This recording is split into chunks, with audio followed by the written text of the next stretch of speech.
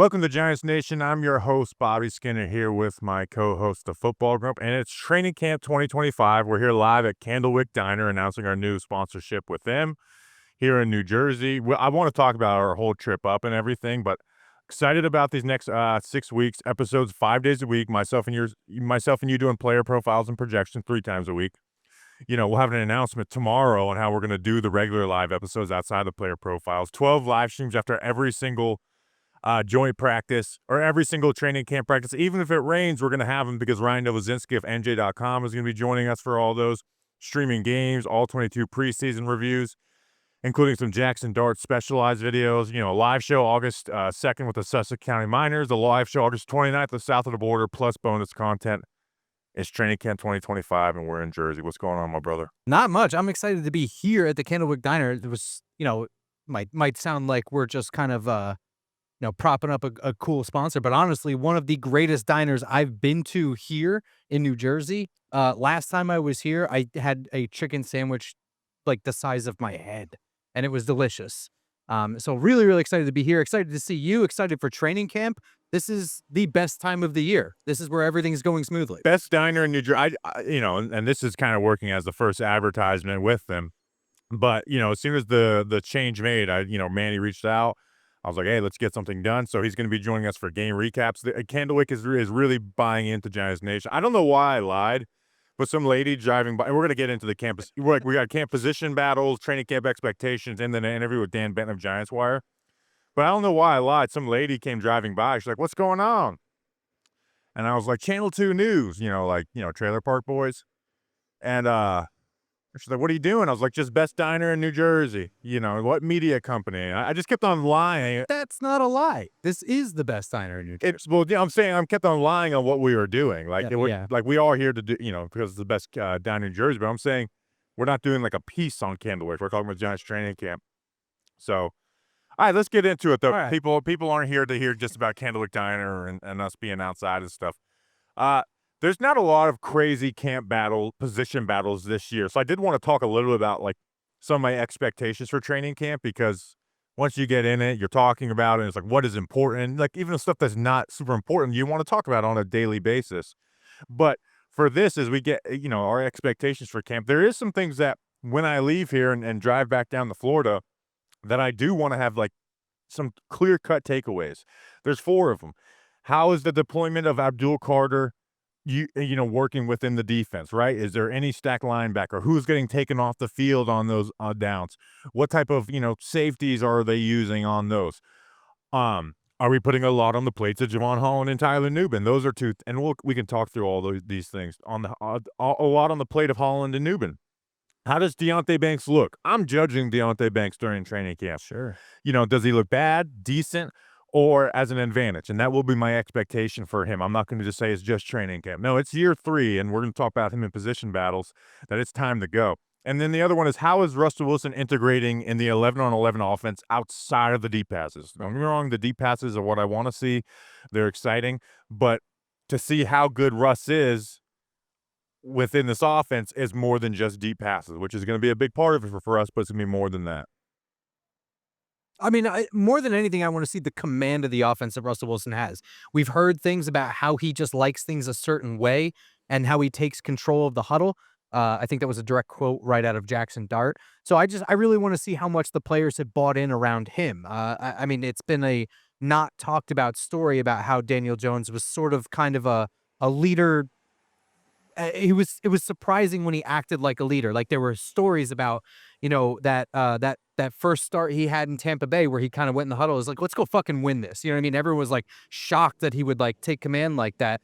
I'm interested to see how much command of the team that Russell Wilson has when he takes over. Yeah, and as far as like on the field, it's just like I want to see how he's working the intermediate game.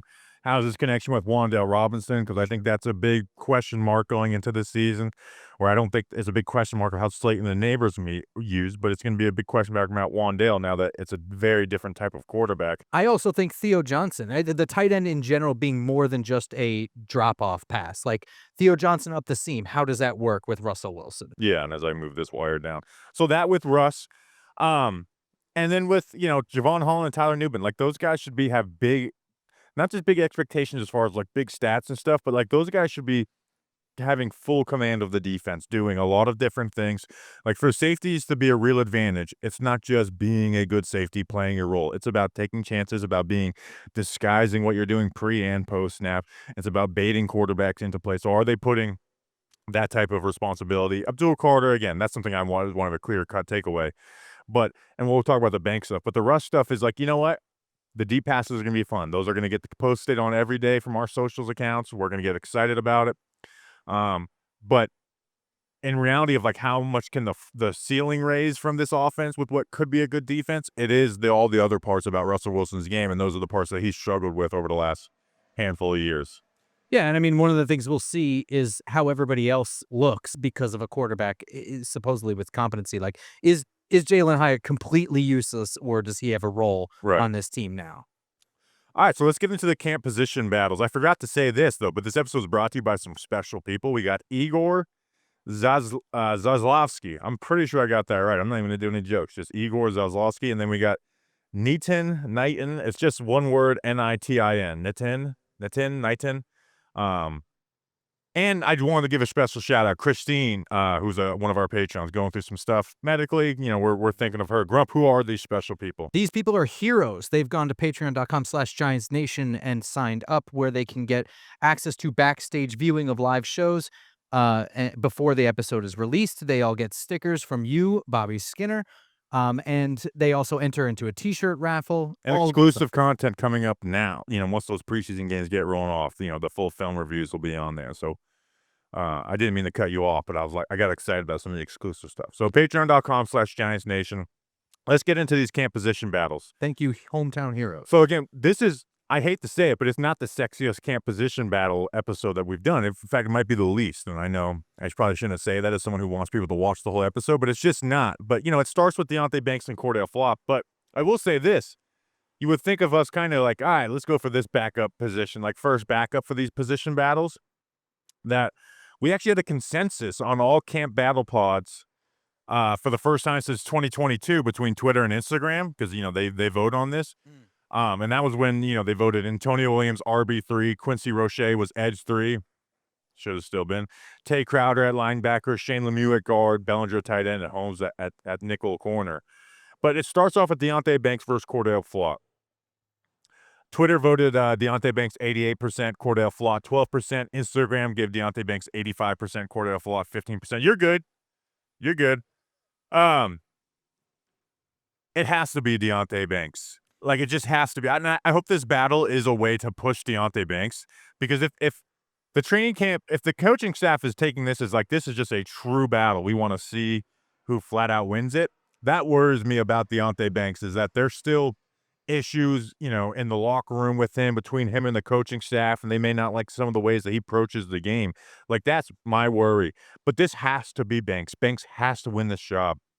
It's time to wake up. Like, his NFL career is on the line. Will you be a good player in the NFL or not? It's basically up to this year. But it has to be Banks. Like, Cordell Flott has had better numbers than Banks, but he's also never had to cover a wide receiver one without like clear double team help. And Banks has had, you know, double the pass breakups over the last couple of years, and that's a guy who doesn't have good ball skills. Flott is someone who I think struggles downfield. Flott, I think, is, when we talk about Flott, I think we describe like, all right, that's a good backup corner. Banks has to be the starting corner.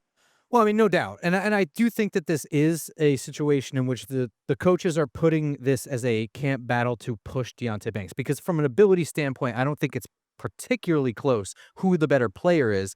But in terms of like getting the most out of a player and getting their head in the right place, I think that this is what's necessary, or they feel is necessary for Banks. But I don't think that this is something they want to be a battle. I think they want Deonte Banks to win this battle, and I think that he will. I've always been an advocate of Cordell Flott as an outside corner myself. It seems to be where he looks better.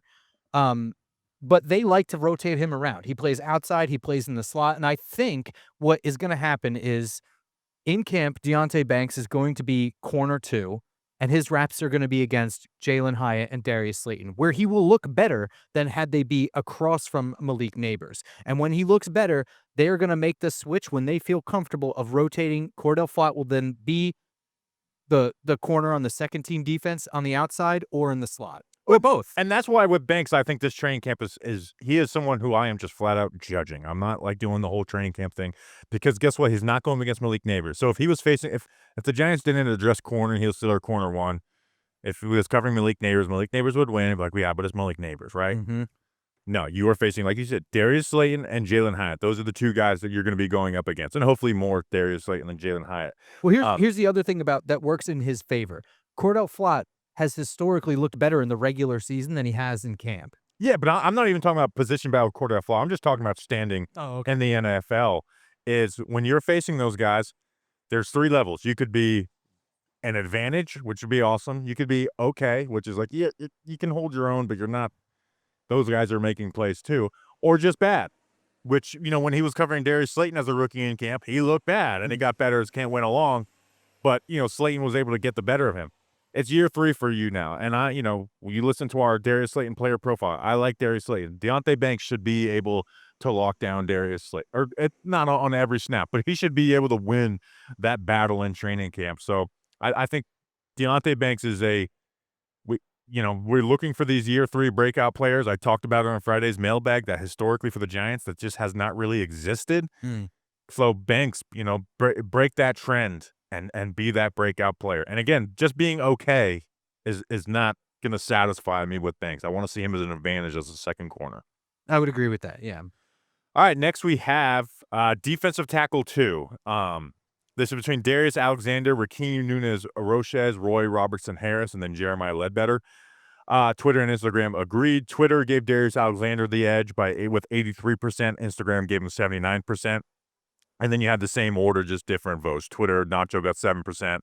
Roy Robertson-Harris got 6%. Jeremiah Ledbetter 4%. And Instagram, Nacho 10%. Roy 7%. Ledbetter 3%.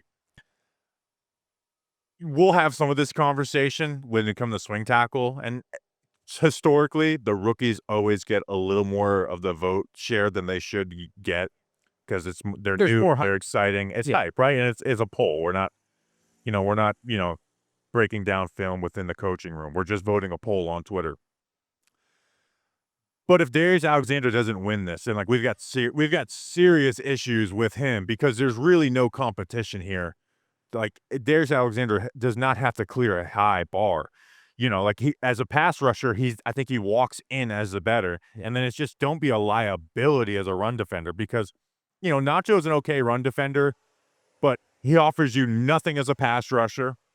And even in the run defense, it's not like he's this game changer. He just kind of does his job. He has 3 tackles for a loss in the last 2 seasons. Last year he played a career high with 63% of the snaps, where his 8 seasons or 9 seasons before that, he never played more than 50%. So that was more of a role than he deserved, but he was forced into it because of the situation on the team. So he's a can do your job run defender, but he was signed to be a 3rd, 4th guy, and putting him as a starter just works against him. Roy Robertson-Harris has the biggest commitment from the team with that 1-year, $5 million contract, but I'm just not a big fan. I did a film breakdown on him. So this has to be Darius Alexander's job. Again, and this isn't like this is a make or break for you, like we just talked about Deontay Banks where he has to win it. But for Alexander, it's just like the competition is so low that I want to see you clear this bar as a rookie. I think this is the hardest one because I don't really know that any of these guys is a clear-cut defensive tackle too. And I think that there's a chance that a lot of this is going to be where Darius Alexander is in his development throughout the season. And I think that it's also going to be just scheme-specific and matchup-specific on who they want as the starter there. And it might just be, based on formation, how it actually goes during the regular season. You know what I mean? I don't know that there's going to be a clear winner from this, although I think it's probably going to be Darius Alexander. Number one, working in his favor is Patterson loves him. Patterson thinks he's the greatest thing in the world. And he was the first pick of the 3rd round as well. So that's I know the Giants' history of third. Their only day 2 pick. Terrible. Yeah, he was their only day 2 pick. So that's but pick 65, you need to perform, and if you don't, it's a big black mark on the GM. And he was someone that was talked about as possibly a second round player. I mean, so I also think that this isn't Darius Alexander can't struggle as a rookie. I think he's going to have some rookie struggles in the run defense. Pass rush, he's definitely got a lot of potential, but how much is he going to reach in his first year? So I'm not looking for – and defensive tackles, even though Alexander's a little bit older, it's a position that you don't always hit right away. You know, those you can look competent right away, but they don't hit right away. So it's not this Darius Alexander needs to come out and dominate, but he's the only guy in this competition that has any pass rush value. And if he can't clear enough as a run defender to put him on the field more so than the other guys in a position that rotates, then that's going to be tough for him. Yeah, I just don't know. With Abdul Carter being the premier guy that they've added for pass rush, um, that's the thing that's kind of hard to predict is like how they use Abdul Carter may determine who this person is. You know what I mean? So like they may be looking for more of the run fit guy, and I don't know. Raheem Nunez Roches, he has the out in his contract this year. They may be looking to save money, but at the same time, they spent quite a bit of money on Roy Robertson Harris, almost to the point where the cap savings are nullified. It's like $3.5 million to cut Nacho this year. But I mean, they gave $5 million to RRH. So yeah, the more I thought about the Nacho thing is people talk about Daniel Bellinger being cut. And I think Nacho would make more sense than him, but I do want to keep Nacho around because again, this sounds like an endorsement, but he is one of the best at minimum best four defensive tackles and again a position that you rotate. Right, you're talking about a rookie, and then Roy Robertson Harris, like. They like him, they gave him 1 year, $5 million, which isn't the biggest commitment, but I wasn't big on him. And then Jeremiah Ledbetter, I think, is sneaky, could come in and compete for this. Like I think he actually has some redeemable run defense film, and he has numbers to go with it. Right, he was 32nd out of 150 last year, defensive tackles and run stop rate. He holds up in double teams well, great eyes in zone and flows well. Like he can control single blocks. I actually think, if we're not including Darius Alexander, like he's better than Nacho and Roy Robertson Harris. Duggan came on the pod and said he was kind of lost in the shuffle a little bit, and that might be a, quote unquote surprise cut. I hope that's not the case because again, obviously the Giants like Robertson Harris better. They gave him more money, but I like Jeremiah better personally. So do I. But what's interesting is I find that Roy Robertson Harris and Nacho are somewhat the same guy. At least in terms of alignment, they're kind of lining up as a tackle, sometimes over the tackle, sometimes in the B gap. Whereas Jeremiah Ledbetter is the only one in this group that we're talking about that does have like A gap snaps to his name. Yeah. So I wonder. Now again, he was buried in the spring, which was surprising to me. But to me, he's sort of like your insurance policy in the A gap, whereas the other two guys. Or the other three guys. I'm mentioning DJ Davidson. I purposely didn't put him on this because he is really the only backup, the other nose tackle outside of Dex. So I think he makes the roster, but I don't think he's actually battling for that second defensive tackle spot. It's just whenever Dex goes off the field, he'll get some snaps. So and I know Elijah Chapman will be, brought up in this because he did have some juice as a rookie. But I think his skill set is extremely redundant when Abdul Carter is on this team, Darius Alexander is on this team. We talk about none of the other defensive tackles had pass rush juice last year outside of Dex and Chapman. And I think Chapman was just kind of more the setup stunts and stuff. Chauncey Golson, who can move inside. So I just think Chapman, who you can't put on the field on first and second down in reality, becomes a little bit redundant with I would agree with some of the new additions on the team. His pathway to the roster may just be special teams. Which again, the trash man has joked like fullback, like he did. Oh, we're that, yeah. A little bit of fullback at SMU.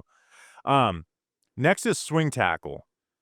James Hudson versus Marcus Bowe. Twitter gave Marcus Bowe 66%, James Hudson 34%.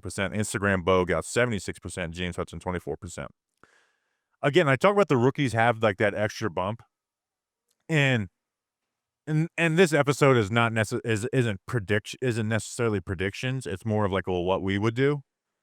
So I know that James Hudson's going to be the swing tackle, right? If Jermaine Illuminor or Andrew Thomas gets injured week 1, I know that James Hudson's going in. Right. They gave him 2 years, $12 million. They literally paid him to do this. But if it were me, I would put Marcus Bowe. And I have hesitancies about Bowe with his anchor and stuff. Maybe tackle's not even the position for him in the NFL. It's way too early to crown him or give him this roll off rip. But the issue is I just really don't think James Hudson's been very good at all. And he's not like this player, like, with the potential. Like, it's year 5 for him, man. He's gotten to work with Bill Callahan in his time in Cleveland. I can tell you all these things about Bowe from college. I watched James Hudson out of Cincinnati, and I didn't like him at all. And Hudson's been a bad offensive tackle in the NFL. Like, there's no ifs, ands, or buts, and it's not just like, oh, he's been the 38th or the 40th. No, it'll be like, the 76 out of 83 or something. So I'm pretty anti James Hudson. I think it was the one contract of free agency that I kind of hated. Roy Robertson Harris I didn't like, but it is what it is. That's a contract I did not like. And so I'm picking Marcus Bowe. I have all these things I like about Bowe, even though there's things I worry about. With Hudson, I don't really have those. So, I mean, I agree with you. But what stinks is I think that Marcus Bowe's year this year is going to be similar, not the same, but similar to Jackson Dart's in that they're going to bring him along when he's ready. I actually don't believe that the contract they gave James Hudson immediately places. Oh, I mean, it might immediately place him as tackle number 3 on the roster, but I don't think that it pencils him in for week 1 as tackle number 3. If Marcus Bowe looks ready and they're comfortable with him, I think they'll go with him, but I just don't think that he'll look ready or be ready to go. I mean, he's got things to learn, and I think that they're going to probably split his reps between inside and outside, and that's going to slow his development of tackle. I don't think they want to put an inexperienced guy at tackle. So while the upside of Bowe is way higher than James Hudson, James Hudson's got experience, and they kind of know what they're getting, and they would rather have a predictable situation at tackle than an unpredictable one. And that's where that would be my argument against Bowe is not anti-Bowe. It's like I like Bowe, but I want to see him like I want like this training camp. One thing I want to see him. I do want to see him working all the positions. I don't want to see him just stuck at right tackle. Now he can have a position he primarily works, Right. but I do want to see him be used a lot. Let's find the right home. There shouldn't be a rush to get him on the field. But I was just kind of thinking, it's like, yeah, but what if we actually are trying to win games down the stretch and someone gets injured? I'm like, I just kind of would rather see Marcus Bowe out there. So are you going to go James Hudson? I'm going to go James Hudson for training camp and for week 1. But in your scenario of down the stretch, that situation could change later in the year, just like it would for Jackson Dart, I would think to a larger extent. Right. All right. We got backup guard. How about that? Aaron Stinney. We can go a little quicker. We have Aaron Stinney, Evan Neal, Jake Kubis, and Marcus Bowe. The people are all in on Evan Neal. Twitter gave him 48%. Instagram gave him 47%. Bowe got second, 24% on Twitter, 35% on Instagram. Kubis got 16% on Twitter, 10% on Insta, and then Stinney got last, 12 on Twitter, 9 on Instagram. Is this for starting right guard? No, this is Okay. So you have John Runyon starting guard, Greg Van Rose starting guard. Okay. One of those guys gets injured. Who's the first guy to go in? I'm gonna who is your pick for that? Because I'm wide open on this. I could change my mind within the show. Yeah, I could too. I think it's gonna go. I think it's gonna go Jake Kubis, but it really could go a lot of different ways. And I think part of that is because I think Aaron Stinney's gonna end up taking some snaps at center, maybe. So one of these guys is taking snaps at center in training camp. I don't know which. Well, I think the issue, but maybe not, because I think they view Greg Van Roten as like that backup center. But I think Jake Kubis is working as backup center. Oh, okay. Somebody said that he was doing that. I can't remember who reported. And whoever is the other person. So if that's the case, then I would say Aaron Stinney. Aaron Stinney. Yeah. So this is one where I actually went back and watched some Jake Kubis film in preparation for this show. Because it's like I don't want to just get excited as a guy who I liked as a UDFA compared to other UDFAs, made the roster and just like, put him in. And you kind of saw what you saw, of him coming out of college. It's not a guy who's like physically going to do anything that wows you, but he understands how to work in the run game. Pass protection, he struggled, but I would expect that as a freaking UDFA. Like there wasn't the expectation. So I'm not ready to say Kubis, even though I want to say Kubis.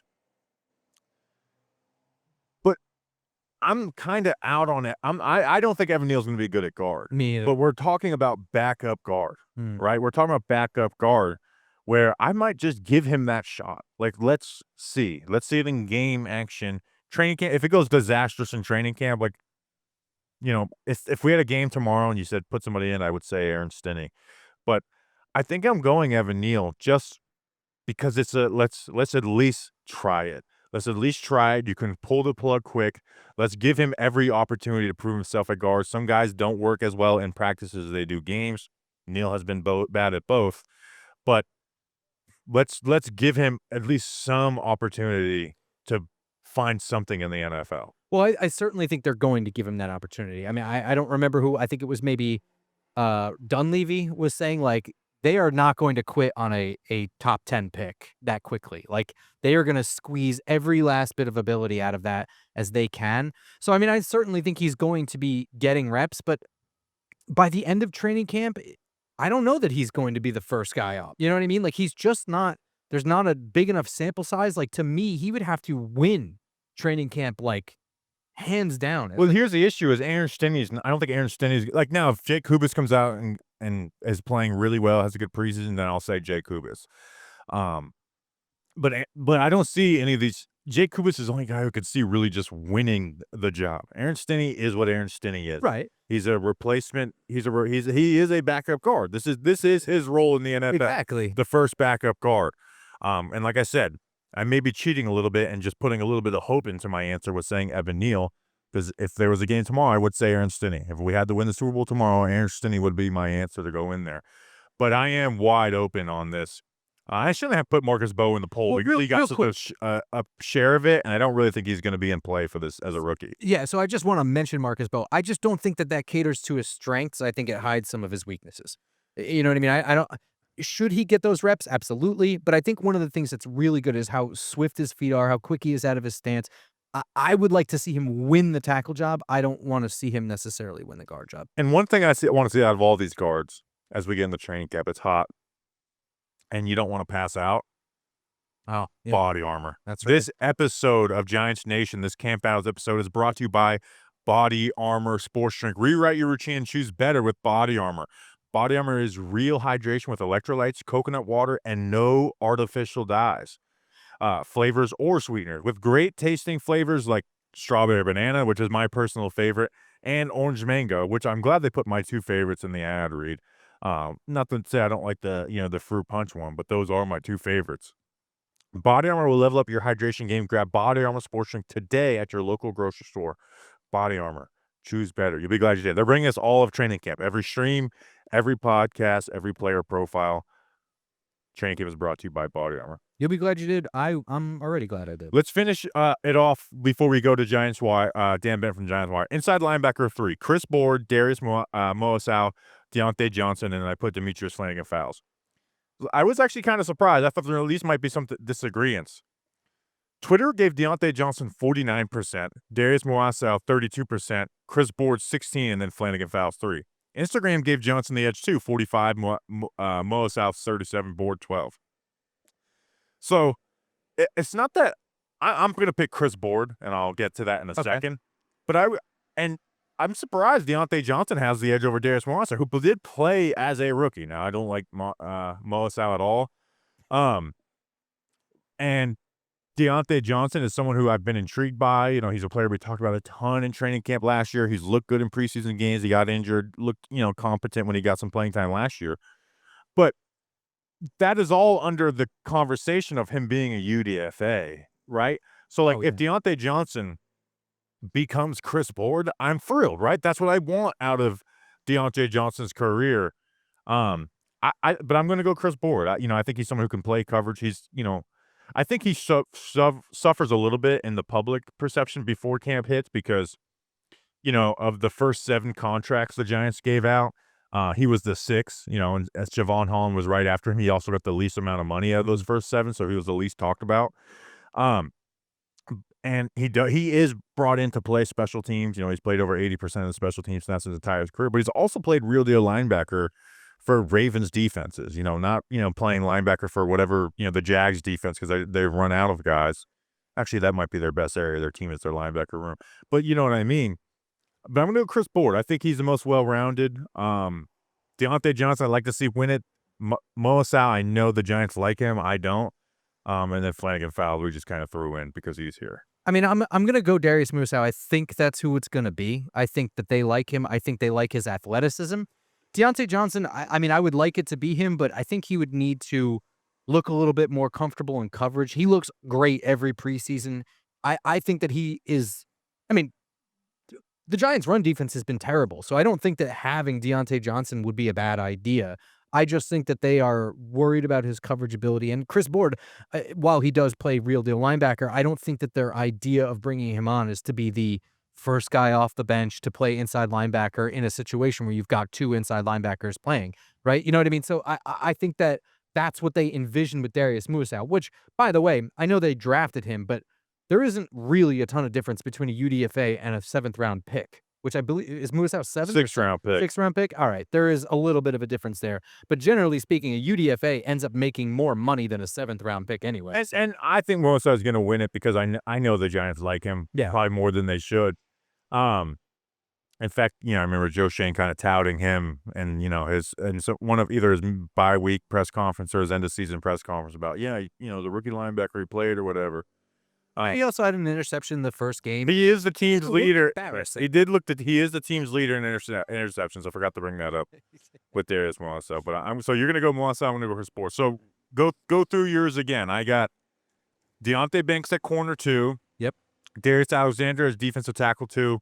Marcus Boas swing tackle. Evan Neal at swing guard, and then Chris Board at linebacker 3. So I went, Banks, I guess Alexander. I don't know if I actually said anything about that or if I just talked about all of them. But yeah, I would say Alexander. Then I went Hudson as tackle, Stinney for guard, and then I went Muasau for linebacker 3. All right, and here is Dan Benton of the Giants Wire. I would now welcome on Dan Benton of the Giants Wire USA today. Dan, we'd like to have you on to start training camp every year on our Camp Position Battles episode. So I'll hit you right off with that. What is a camp battle you're looking forward to playing out? And there's not as many clear-cut ones as past years, right? There's no Slayton versus Hyatt or second line. There's not really many starting jobs that are open. But what is something that you're looking forward to playing out on the practice field? It's actually kind of unique because so many of the roster spots already kind of seem set in place this year, which hasn't been the case for a little while. I think wide receiver, the depth at wide receiver, the back end of that unit is going to be pretty interesting. Where do they, place the value? What is it the coaches are looking for? Are they going to weigh more heavily on guys that could play offense and special teams? Are they going to look specifically for special teams? How many are they going to carry, 6 or 7? Obviously, defensive tackle is always an interesting position to watch. How is that going to shake out? Safety is another interesting position. You basically have the top 3 locked in, and the 4th spot is one of the few truly open spots on the team. So, who ultimately wins that battle? Are they even on the roster right now? I think is another good question about that. So there are a couple back end, positional battles that I'm looking at specifically. I would say those 3 being it. Yeah, I think, we said at the top of this episode, because we went through the camp battle. Like the Banks flawed is obviously a starting one, but I think we all feel like Banks needs to win that. Have to. And the rest are, kind of back, swing tackle, backup guard, backup linebacker, that second defensive tackle spot, but that's a position that rotates a lot regardless. Where, like you said, I am kind of like wide receiver. You have these 4 UDFAs, or actually 5 with Jordan Blythe, but they're all different, right? Juice Wells, who's probably a little more well-rounded. Daquan Felton, the big contested catch guy. Bo Collins, Chris, but not really going to create a bunch of explosive plays for you. And then you have Dalen Cambry, who, is like the biggest special teams ace ever. Yeah. It's wide open, and there's no biases there shouldn't be any biases towards anybody. It's just whoever wins it in camp wins it. Yeah, and I think you kind of hit the nail on the head right there. Cambry is probably one of the most interesting to watch because you basically have the top part of that group locked in with obviously Malik Neighbors, Darius Slayton, Robinson, Hyatt, who we all hope is going to, turn into something this year, finally maybe become what the Giants had hoped he would be. Smith Marset, you got to kind of lock him in as the return specialist. He obviously wants to have an increased role in offense. And then who from there? You have Bryce Ford Wheaton, who is a great special teamer in his own right, can't seem to stay healthy, unfortunately. So, the Giants may be looking for somebody else in that role, and Cambry is a perfect name to drop there because he is such a special teams ace. And if he could play that role and then produce something on offense, assuming he gets an opportunity, that's an interesting name to watch in camp. And a topic that we did on our most recent episode. We're recording this on Friday, the episode that came out on Friday, but this is coming out on Tuesday. Who do you see as being like a breakout player? And again, doesn't need to be breakouting into a Pro Bowler, but just like player who will increase the most this season. It could be a year 2 player, year 3, or somebody, some UDFA who's finally getting a shot or something. Well, I would love it to be Hyatt. I think Giants fans would all love it to be Hyatt and maybe turn into that deep threat that, he always promised to be. Another one, Drew Phillips is a guy you kind of keep an eye on and hope that maybe he can improve a little bit in coverage, maybe, generate some turnovers. Tyler Nubin is another one that you'd love to see develop. He was great as a run defender last year. Didn't necessarily produce the kind of turnovers and takeaways that he did at college. The Giants would like to see him add that to the resume. So I think those are some of the players that you kind of key in on in hopes that they break out. But then you even have rookies, and I hate to call any rookie a breakout player, but you'd love for Darius Alexander to come in and play a key role, maybe become that really strong number 2 next to Lawrence. They struggled mightily when Lawrence came off the field last season, obviously when he was injured.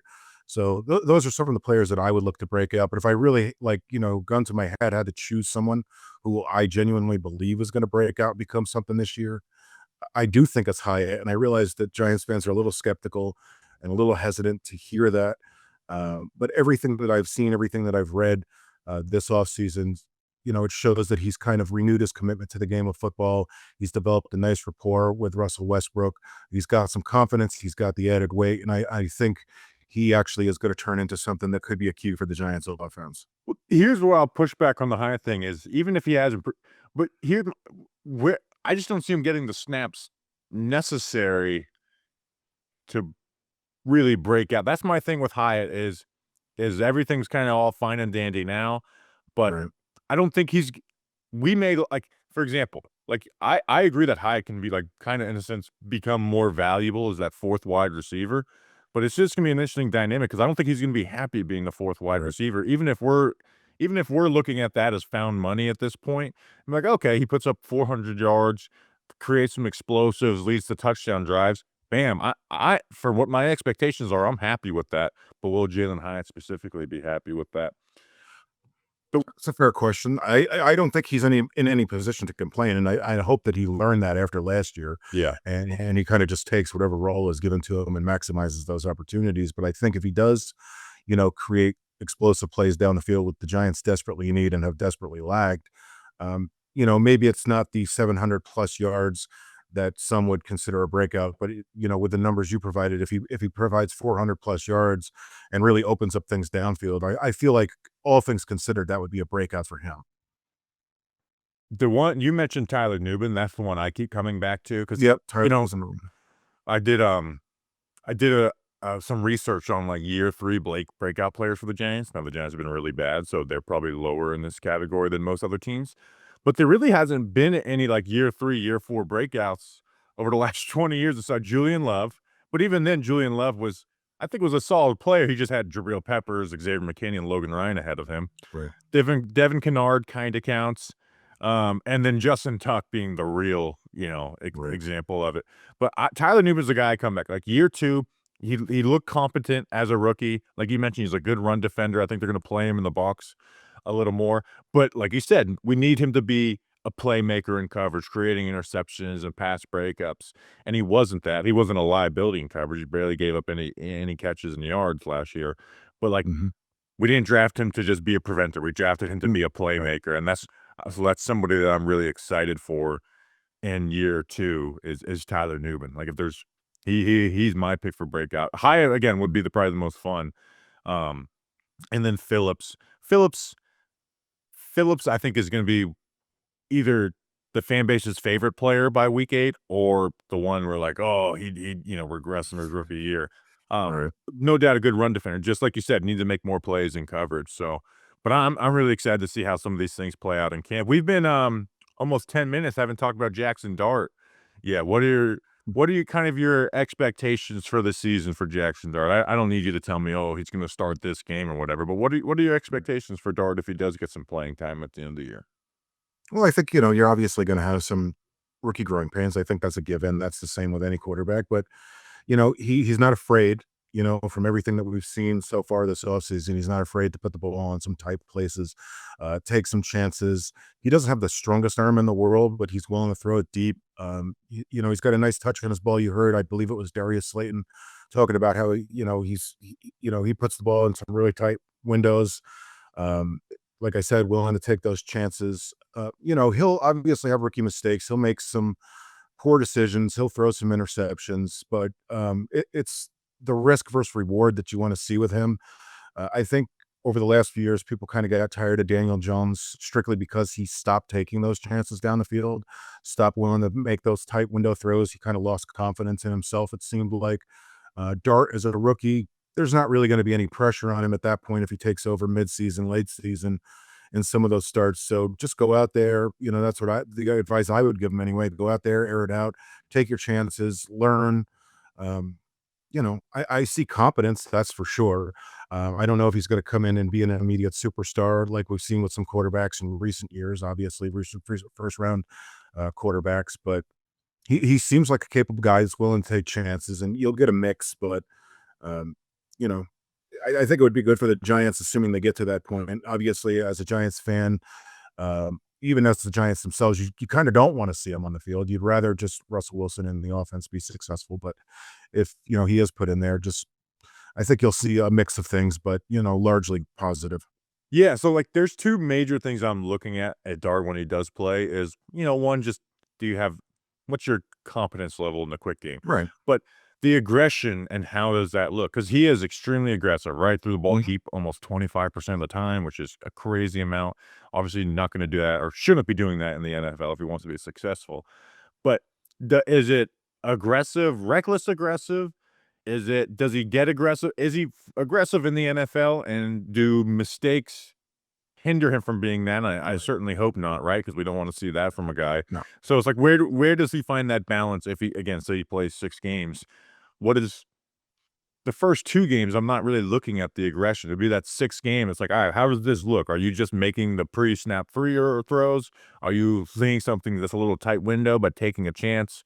Or are you just kind of defaulting to, all right, I don't understand some of this quick game, throw it deep type stuff. So that's what I'll be looking for with Jackson Dart. Obviously, as much as we say in the offseason, conversations will arise if it looks bad. But like, I am worried. But he should get a year 2. So year 1 is it should be all about learning, right? He's not a top 5 Yeah. pick. It should be all about learning. And then year 2 is when you really get to get a grasp of who this guy is Yeah. as a player. And that's kind of what I mean when I say, the risk versus the reward, and go in there with no pressure, because if you're playing the final 6 games, the season probably is lost at that point, right? So you go out there and you learn as best you can. You get a feel for the game. You get a feel for the NFL speed, and I think you do maybe even force some just to see what you can get away with and what you can at the NFL level. Do whatever you can to maximize the opportunity to learn for those 6 games, because you do and will deserve a second year and a third year potentially. So just that's what I would like to see from him. Just go out there, take some chances. Don't be reckless. Don't be totally reckless, but see what you can get away with. Test the waters, and take away whatever you can from whatever opportunity you're given. So, Dan, you get to be first on the board. It's training camp, which you know what that means. Yes, I do. What is your record prediction for the 2025 New York Football Giants? Oh boy, it's tough because there's so many variables that go into it this year. Like, what does Abdul Carter really bring to the table? Does he create this dominant front that everybody expects? What kind of leaps do Tyler Nubin and Drew Phillips take? What do you get out of Wilson? And then, of course, you got the tough schedule. I kind of hate leaning into the whole tough schedule thing, though, because we don't know what a team is going to be year to year. So I think it could be anywhere from a floor of 5 wins to maybe a ceiling of 9 wins for this team. But if I had to choose, and I always do this every year with you, I'll probably say it's going to be maybe a 7-10 season. There'll be some improvement. There'll be some, rough waters. And with that record, you probably will see Jackson Dart at the end, and you'll pick up some losses there just as he test the water and wades through everything. So 7-10, which, is a modest improvement, a solid improvement from a year ago, probably enough to save jobs. Hey, more than double your wins. That's Yeah, you know. yeah, that's good. And I think that Giants fans should temper their expectations. I do see an abundance of excitement and optimism building, especially on social media, X. And I understand why. I get it. There's this belief that competence at the quarterback position, while basically nothing else changed on offense, is going to totally turn this franchise around. I would love nothing more for it to be a flip of the switch like that for the Giants. I just don't think it's going to happen. So be satisfied with more than double your wins, 7-win season. Go into next season with that level of optimism. All right, 7-10 on the board. Dan, everyone go check out the Giants Wire. Appreciate you kicking off camp with me, and we'll talk soon, dude. Appreciate you. Yeah, appreciate you, Bobby. All right. Dude, it sucks you're not going to be here for all of training camp because it's going to be a ton of fun. But I'm excited to eat at Candlewyck Diner after this. Again, shout out them. They're going to be on us for this whole year. In fact, they bought into game recaps, which we have, sold a little bit differently than our regular episodes. So they're bought in, right? Manny, I was talking with Manny. He's like, listen, I want to sponsor a Giants show. Like, he's a Giants fan, Giants diehard. The Giants players like to come in here. Like, I love the Giants. I want to be a part of it in some way. So come check it out. It's 5 minutes away from Metlife. Come in here before training camp or after a training camp. I'm sure we'll do it again.